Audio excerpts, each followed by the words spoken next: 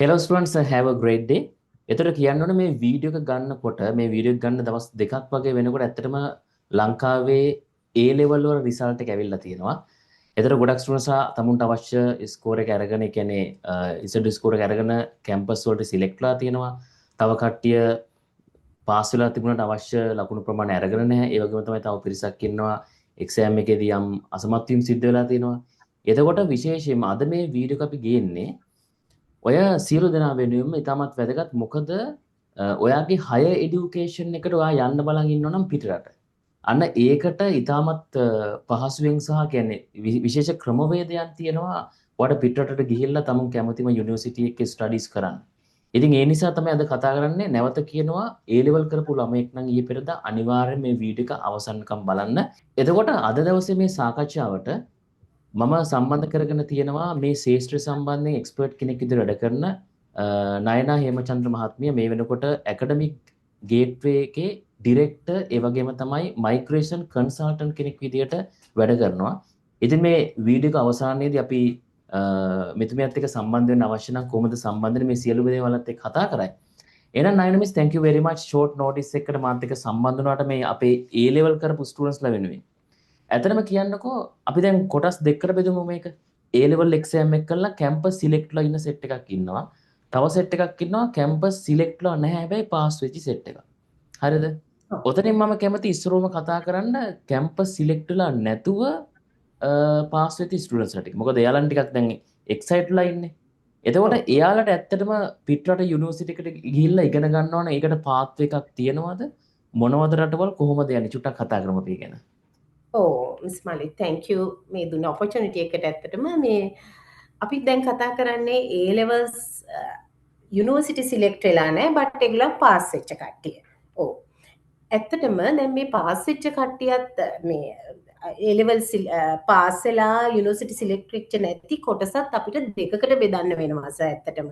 ඒගොල්ලන් කට්ටියක් ඉන්නවා අපේ national universities වලට ඇතුළත් වෙන්න බැරි වුණාට හොඳට pass වෙලා like දැන් 2Bs and 1C වෙන්න පුළුවන් 2Cs and 1B ඒ වගේ හොඳට පාස් වෙච්ච කට්ටියක්. අපි චුට්ටක් ඉස්සෙල්ලා ඒගොල්ලන් ගැන කතා කරමු.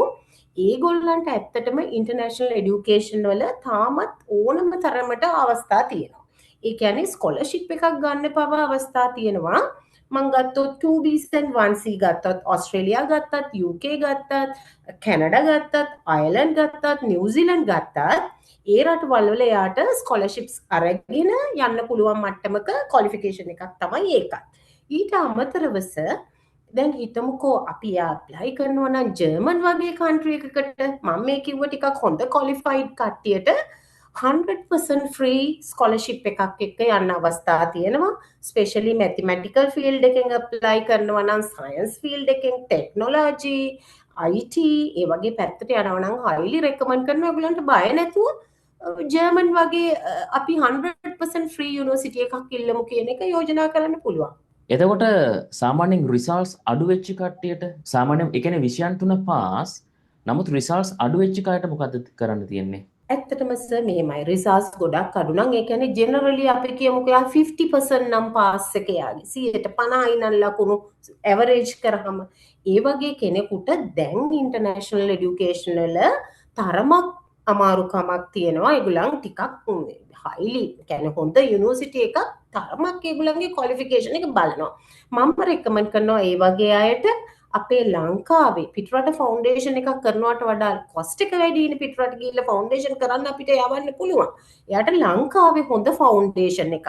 ඒ කියන්නේ ක්‍රෙඩිට් පොයින්ට්ස් 120ක් යුනිට්ස් 8ක් තියෙන ප්‍රොපර් ෆවුන්ඩේෂන් එකක් කරන්න වෙනවා ඉන්ටර්නැෂනල් යුනිවර්සිටි එකකට ඇතුළත් වෙනවා නම්. එතකොට අපි හිතමු කවුරු හරි කෙනෙක් ඉන්නවා A level examination එකෙන් පාස් වෙලා නැහැ. සමහර වෙලාවට තුන්වෙනි පාරත් කළා පාස් වෙච්ච නැති කට්ටිය. එතකොට එයාලට අවස්ථාවක් තියෙනවද ඒ වගේ ෆවුන්ඩේෂන් කෝස් එකක් කරලා පිටරට යුනිවර්සිටි එකකට යන්න? අනිවාර්යෙන්ම සර්. එයාගේ O level qualification වල ගොඩාක් පිට බලනවා. එයාගේ ඉංග්‍රීසි වලට පාස් එකක් තියෙනවද කියලා. and mathematics එයා පාස් වෙලා තියෙන්න ඕනේ. ඒ මට්ටමේ O level qualification එකක් එක්ක එයාට A level qualification එක හොඳ මදි. හොඳටම law කියලා අපි ගමුකෝ.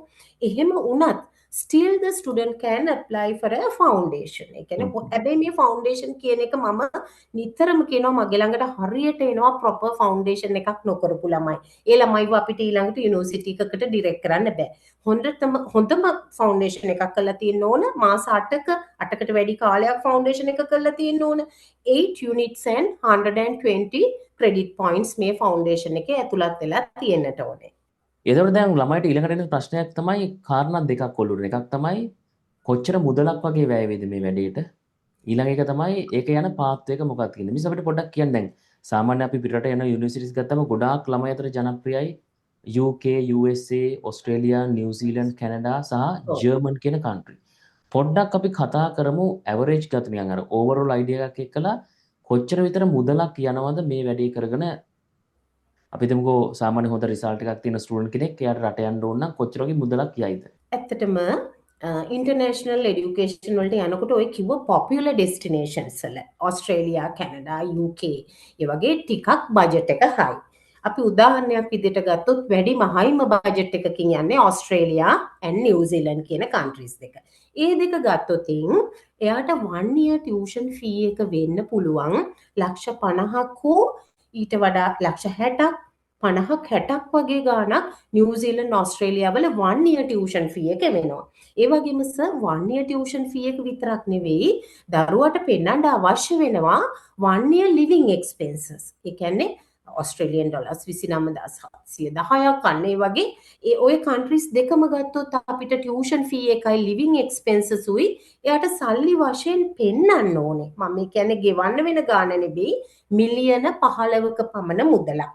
15 million show money. ඒ කියන්නේ financial requirement. අපි show money කිව්වට ඒකේ professional word එක ගත්ත financial requirement එක එයාට මිලියන 15ක් විතර පෙන්වන්න ඕනේ. ඒ වගේම දෙමව්පියන්ගේ මාසික ආදායම දැන් parents ලට මාසික ආදායමක් පෙන්වන්න ඕනේ. අවම වශයෙන් ලක්ෂ 5ක් 6ක් වගේ ගාණක් දෙමව්පියන්ගේ මාසික ආදායම නිව්සීලන්ඩ් ඕස්ට්‍රේලියා වගේ යන්න හිතාගෙන ඉන්නවා නම් ඒ කියන්නේ මම මේ හයි බජට් එකට ඇඩ්‍රස් කරන්නේ. ඒගොල්ලන්ට පෙන්වන්නට අවශ්‍ය වෙනවා. නමුත් එයාලට ගෙවන්න එච්චර අවශ්‍ය වෙන්නේ නැහැ සර්.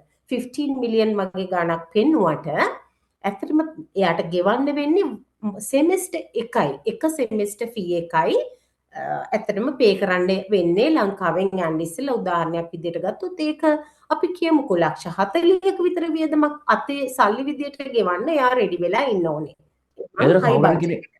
Okay thank you. ඒතර කවුරු හරි ස්ටුඩන්ට් කෙනෙක් මේ වීඩියෝ එක මෙතෙන්ට නිකන් බලාගෙන ආපු උන කෙනෙක් ඇත්තටම ඩයිනමික්ස්ලත් එක්ක සම්බන්ධ වෙන්න ඕන නම් ඇකඩමික් ගේට්වේස් එක්කලා මේ සඳහන් කරලා තියෙන WhatsApp නම්බර් එකට අපිට කතා කරන්න අනිවාර්යයෙන්ම අපි පාට සම්බන්ධ කරන ඩයිනමික්ස්ව ඉතාලම හොඳින් වල තේරෙනවනේ කොහොම ඉතාලම නිරවුල් විදිහට සියලු දේ කතා කරලා දෙනවා.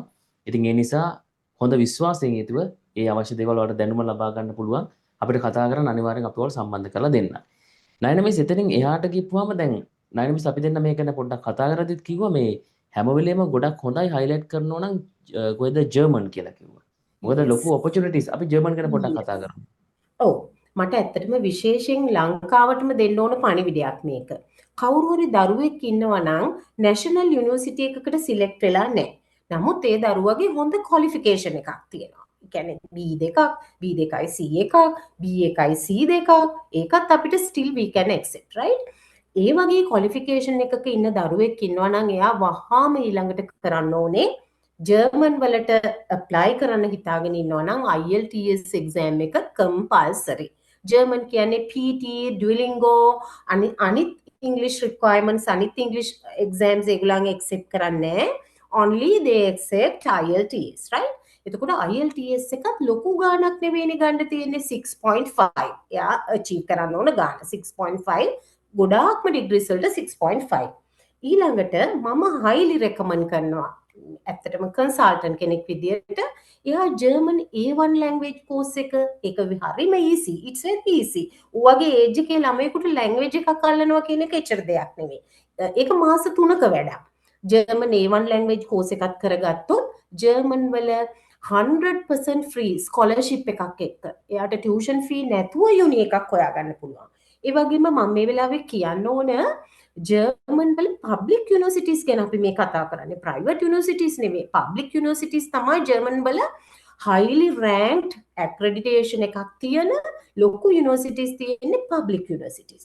public university එකකට ළමයාට enroll වෙන්න පුළුවන්. ඒ වගේම මම චුට්ටක් කියන්නම් ජර්මන් වල technology පැත්ත very high, mechanical engineering, mechatronics, aircrafts ඒ වගේ technology පැත්තට ගොඩාක් බර country එකක් තමයි ජර්මනි කියන්නේ. high කියන්නේ rich country එකක්. ගොඩාක් හොඳ හැමාතිම ඉන්ඩස්ට්‍රියල් ඒ වගේ ප්ලේස්මන්ට්ස් ළමයින්ට ලබා ගන්න පුළුවන් කන්ට්‍රි එකක්. මේ වගේ දරුවන්ට මම කියනවා මේ දවස්වල එයාලට පුළුවන් නම් ඒගොල්ලන්ගේ බජට් එකත් අඩු නම් ඒ පැත්තට ફોකස් කරන්න. බය වෙන්න එපා. ඔයගලන්ට ගොඩාක්ම හොඳ කන්ට්‍රි එකක් තමයි ජර්මනි කියන්නේ. ඔව් එතකොට මම හිතනවා ජර්මන් ගැන කතා කරද්දී ඒක මිසිස් නයනටත් ගොඩක් වැදගත්. ඔයාලගේ ශේෂ්ත්‍රයත් එක්ක ඒ වගේම තමයි IELTS වලට අදාළ අපිටත් ගොඩක් වැදගත්. මොකද දැන් ගොඩාක් කන්ට්‍රි වල දැන් ස්පෙෂලි ජර්මන් ඒ වගේම තමයි අනිත් රටවල් ගත්තාම ගොඩාක් රටවලට යනකොට IELTS කියන එක්සැමිනේෂන් එක බලනවා. ඉතින් IELTS කරන්න බලාගෙන ඉන්නවා නම් අනිවාර්යෙන් ඔයාලට පුළුවන් අපිත් එක්ක සම්බන්ධව අපිට කතා කරන්න. ඔයාගේ අවශ්‍යතාවය පළවෙනි පාරම කරගන්න පුළුවන්. එතකොට මිස් මට චුට්ටක් කියන්න මෙතනදී නයන මිස් මම පොඩක් අපි දැන් කතා කරද්දී පොඩක් කිව්වර IELTS wave off කරන්න සමහර ළමයි බලනවා කියලා. ඒකේ තියෙන පාඩුව චුට්ටක් කියන්න ළමයිට. මම ඇත්තටම කියන්නම් IELTS wave off කරන්නේ UK වගේ countries වල එයා English medium එකෙන් ඉගෙනගෙන තියෙනවා නම් එයාගේ degree එක ඒත් A level කරපු ළමයිට ඒ chance එක ඒගොල්ලන් දෙන්නේ නැහැ. ඒ කියන්නේ bachelor degree එක English medium කරලා තියෙනවා නම් සමහර වෙලාවට ඒගොල්ලන්ට English language wave off එකක් දෙනවා. හැබැයි ඔයා මෙතෙන්දී අපි highly careful වෙන්න ඕන. මොකද IELTS wave off එක දුන්නට ඒගොල්ලන් මේ English මුකුත්ම check කරන්නේ නැහැ කියලා එකක් නැහැ. IELTS wave off එක දුන්න students ලට මගේ experience එකේ හැටියට UK via interview එකට යාලා ගොඩාක් වෙලාවට call කරනවා. ඒ කියන්නේ UK embassy එකෙන් යාව interview එකට call කරන්න තියෙන chance එක ගොඩක් වැඩි IELTS provide කරපු නැති ළමයෙකුට. එතෙන්දී මේ interview එක very tough. ඔයා IELTS කරලා යනවා වගේ නෙවෙයි UK via interview එකට face කරන්න උනොත්. ඒ වගේම IELTS wave off කරනවා නම් university එක නිකන් ඉන්නෙත් නෑ. ඒගොල්ලන් very tough interview එකක් ගෙනියනවා.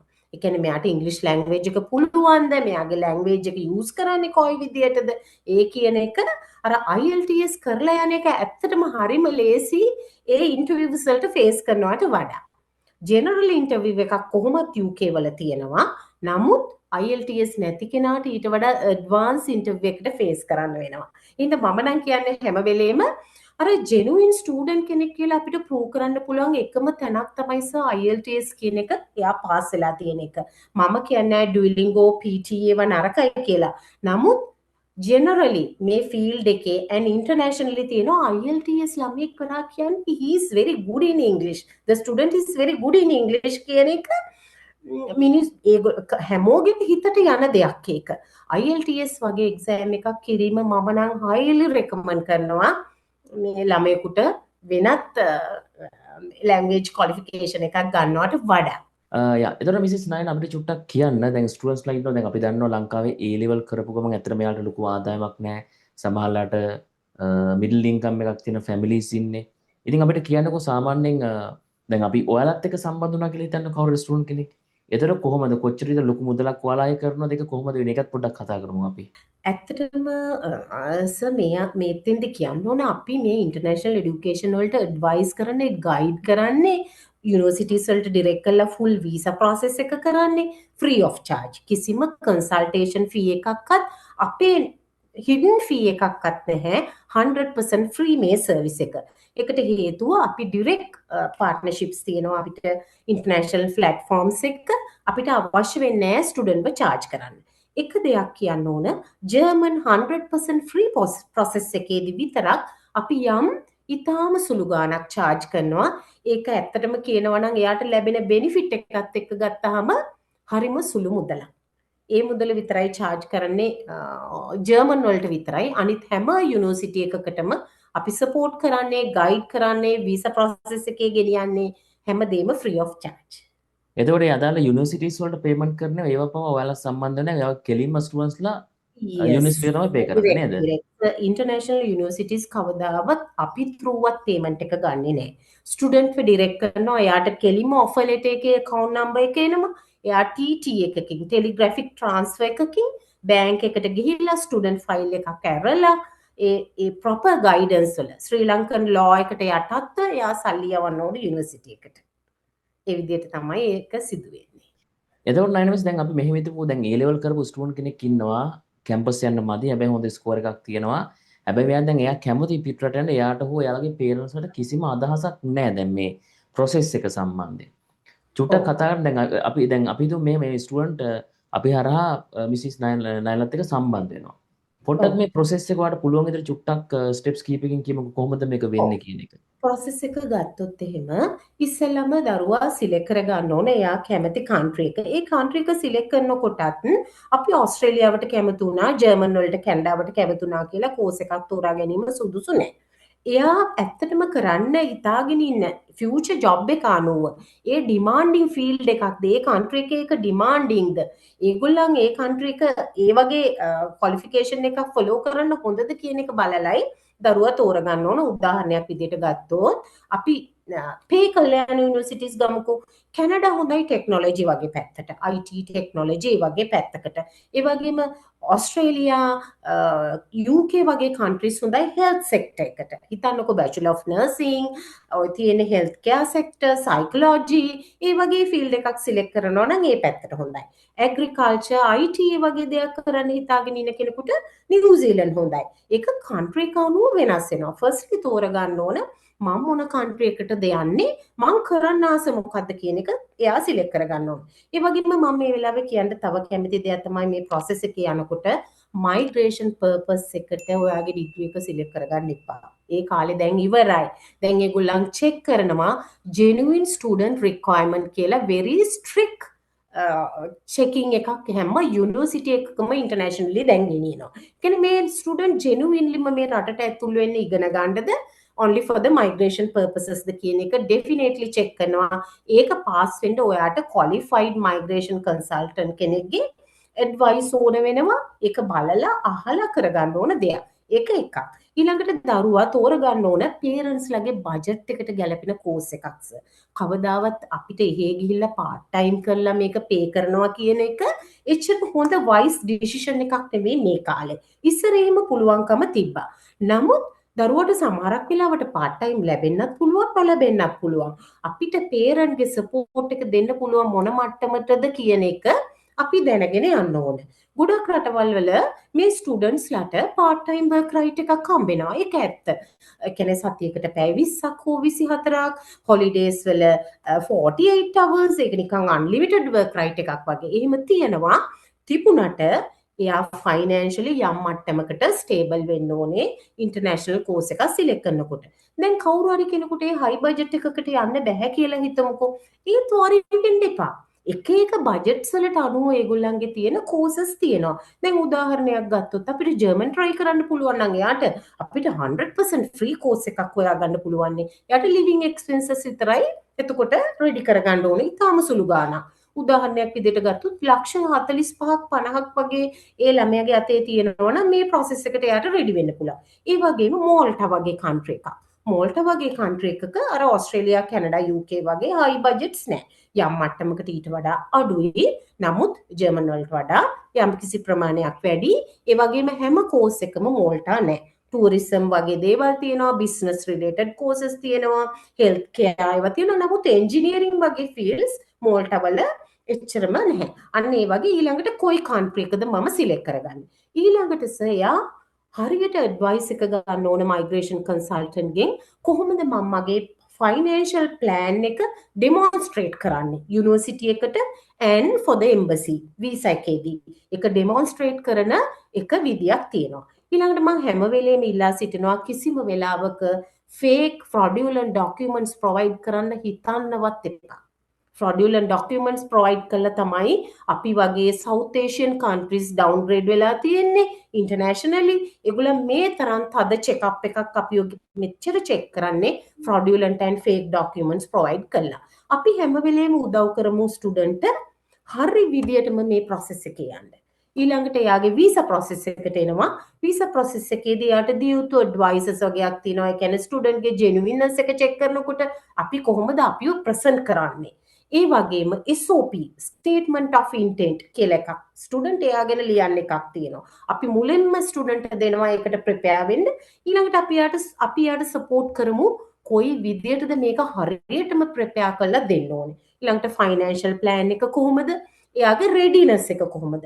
අවසාන එක තමයි ඉන්ටර්නැෂනල් එඩියුකේෂන් කියන්නේ ඔයාට කවදාවත් ස්පූන් ෆීඩින් නෑ ෆොරින් කන්ට්‍රි එකකට ගියාම.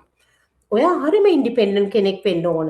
ඒ විදිහට ස්ට්‍රක්චර් එකේ රටවල් වල හැදිලා තියෙන එක තමයි ඒගොල්ලන් පාර්ට් ටයිම් වර්ක් රයිට් එකක් දෙන්නේ. ඔයා වැඩිහිටියෙක් කියලා හිතන නිසායි. ලංකාවේ නම් ඔයා කැම්පස් යනකොට අම්මයි තාත්තයි කන්න බොන්න දෙනවා බලා ගන්නවා. නමුත් ඔයාට ඒ ඉන්ටර්නැෂනල් එඩියුකේෂන් ෆ්‍රේම්වර්ක් එකේ ලස්සන එකයි. ඒ ළමයාට ඉගෙන ගන්නකොට වර්ක් කරන්නත් දෙනවා. වර්ක් ප්ලේස්මන්ට්ස් වලට යන්න දෙනවා. ඒ ඉගෙන ගන්න දේ ප්‍රැක්ටිස් කරන්න කාලයක් දෙනවා. පෝස්ට් ස්ටඩි වර්ක් පර්මිට් එකක් කියලා එකක් දෙනවා. අන්න ඒ වගේ ඒ සියල්ල තියෙන යුනිවර්සිටි එකක්ද කියලා අපි සිලෙක්ට් කරගෙන මේ ගමන යමු. වැරදි විදියට වැරදි යුනිවර්සිටිස් වලට අහු වෙන්න එපා. සමහර කන්ට්‍රීස් වල තියෙනවා ඒවා ඉන්ටර්නැෂනලි ඇක්සෙප්ටඩ් නැති යුනිවර්සිටිස් දරුවට භාගයක් කරලා එන්න වෙන දේවල් තියෙනවා. හරි විදියට මේ ඉන්ටර්නැෂනල් එඩියුකේෂන් ෆ්‍රේම්වර්ක් එකට ඇතුළු වුණොත් මේ වැඩේ හරියටම සක්සස්ෆුල්. බජට් එක කොයි වගේද කියලා ඩිසයිඩ් කරමු, ක්වොලිෆිකේෂන්ස් බලමු, වීසා ප්‍රොසෙස් එකට ඇතුල් වෙමු. ඒක හරියට කරොත් ඔයගලන්ගේ ඔය ඉන්ටර්නැෂනල් එඩියුකේෂන් ඩ්‍රීම් එක සක්සස්ෆුල් කරගන්න හරිම ලේසි. thank you very much. ඇත්තටම ඊළඟට අහන්න තිබුණු ප්‍රශ්න සියල්ලටම එක දිගටම කියන්නේ අහන්න ඕනේ නැහැ. ඔක්කොම ටික එක දිගට කියාගෙන ගියා.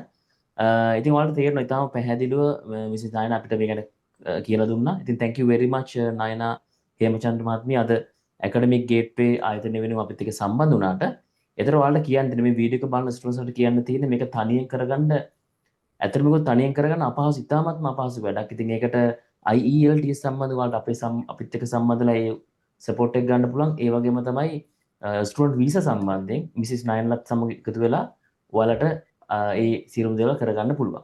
ඒ නිසා කවුරු කෙනෙකුට අවශ්‍යතාවයක් තියෙනවා නම් IELTS වලට සම්බන්ධ වෙන්න එහෙම නැත්නම් අපේ මිසිස් නයන්ලත් එක්ක සම්බන්ධ වෙලා ඒ වීසා ප්‍රොසෙස් එක හරි නිවැරදි ක්‍රමවේදයත් එක්ක හොඳ අවබෝධයකින් යුතුව කරගන්න ඔයාට තියෙන මේ සඳහන් කරලා තියෙන WhatsApp නම්බර් එකට WhatsApp message එකක් දාන්න.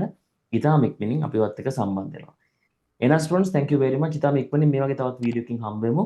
අනිවාර්යයෙන්ම A level examination පස්සේ ඔයාට හොඳ කන්ට්‍රි එකට යන්න අවශ්‍ය නම් අපිත් එක්ක ඔයාට එකතු වෙන්න පුළුවන්. thank you.